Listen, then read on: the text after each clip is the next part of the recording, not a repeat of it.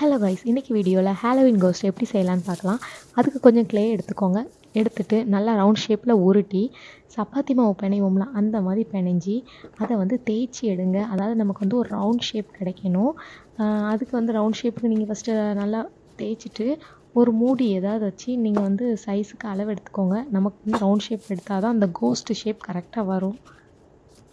இப்போ நமக்கு அந்த ரவுண்ட் ஷேப்பில் ஒரு பூரி மாதிரி நமக்கு கிடச்சிரும். அதை எடுத்து உங்கள் வீட்டில் ஏதாவது ஒரு சின்ன பாட்டில் ஏதாவது இருந்துச்சுன்னா, நான் வந்து இன்றைக்கி டானிக் பாட்டில் தான் எடுத்திருக்கேன்.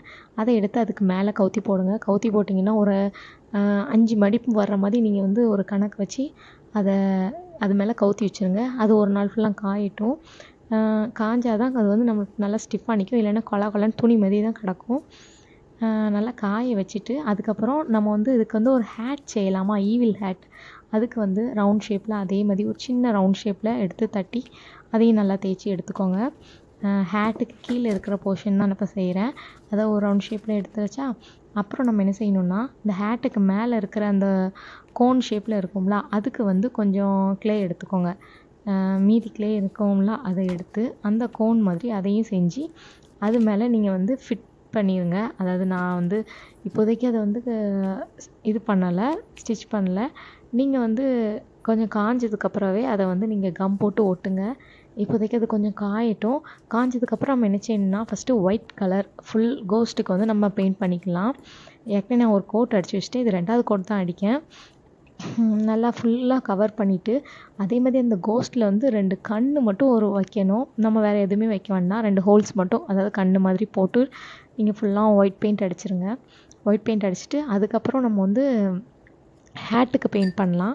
ஹேட்டுக்கு வந்து கீழே இருக்கிற இது எல்லாமே நம்ம வந்து பிளாக் கலர் தான் நம்ம பண்ண போகிறோம். அதாவது ஃபுல்லாகவே பிளாக் கலர் தான். நீங்கள் வந்து நல்லா அக்ரைலிக் பெயிண்ட் எடுத்து அது நல்லா காஞ்ச பிறகு பெயிண்ட் பண்ணிங்கன்னா நல்லா சூப்பராக ஆயிரும். நல்லா ஃபுல்லாக பிளாக் கலர் பெயிண்ட் பண்ணிடுங்க. பெயிண்ட் பண்ணிவிட்டு கீழே இருக்கிற இதுலேயும் எப்போவுமே பெயிண்ட் பண்ணி முடிச்சுட்டு அதுக்கப்புறம் நம்ம காய விடணும். நல்லா காஞ்சால் தான் அது வந்து நல்லா கலர் வந்து அதில் பிடிக்கும். இல்லாட்டி நம்ம வந்து நம்ம கையிலே அது ஒட்டும். அதுக்கப்புறவு இதுக்கு மேலே, அதாவது நம்ம அந்த கோஸ்ட்டுக்கு மேலே கொஞ்சம் நான் ஹாட் க்ளூ அப்ளை பண்ணியிருக்கேன். பண்ணிவிட்டு அதை நீங்கள் ஃபிட் பண்ணிடுங்க. பண்ணிட்டீங்கன்னா நம்ம எதிர்பார்த்த அந்த ஹாலோவின் கோஸ்ட் கிடச்சிரும். அந்த ஹேட் எம்டியாக இருக்குல்ல அதுக்காண்டி அதுக்கு மேலே ஒரு பெல்ட் வரைய போகிறேன். அதுக்கு வந்து ப்ளூ கலர் எடுத்திருக்கேன். ப்ளூ கலர் எடுத்து அந்த ஹேட் மேலே ஃபுல்லாக ஒரு ரவுண்ட் மாதிரி பண்ணுறேன். நல்லா ஒரு ரவுண்ட் போட்டுக்கோங்க. போட்டுட்டு ஒரு எல்லோ கலர் எடுத்துகிட்டு அதுக்குள்ளே பக்கிள்ஸ் வரைகிறதுக்காண்டி ஒரு எல்லோ கலர் போட்டுக்கோங்க. இப்போ வந்து நமக்கு வந்து ஃபுல் இது கம்ப்ளீட் ஆகிட்டு பாருங்கள் உங்களுக்கு ஃபுல் லுக் எப்படி இருக்குதுன்னு சொல்லிவிட்டு. அப்புறம் நான் வந்து உள்ள அந்த கண் வந்து நல்லா வெளியே தெரியணும் கோஸ்ட் மாதிரி எப்படிங்கிறதுக்காண்டி கொஞ்சம் லைட் செட்டிங்ஸ் பண்ணியிருக்கேன். நீங்கள் ஏதாவது ஒரு சின்ன விளக்கு கூட வச்சுக்கலாம். உங்கள்கிட்ட என்ன லைட் இருக்கோ. இப்படி தான் இருக்குது நம்மளோட அவுட்லுக். கோஸ்ட்டோட அவுட்லுக் எப்படி இருக்குன்னு பாருங்கள்.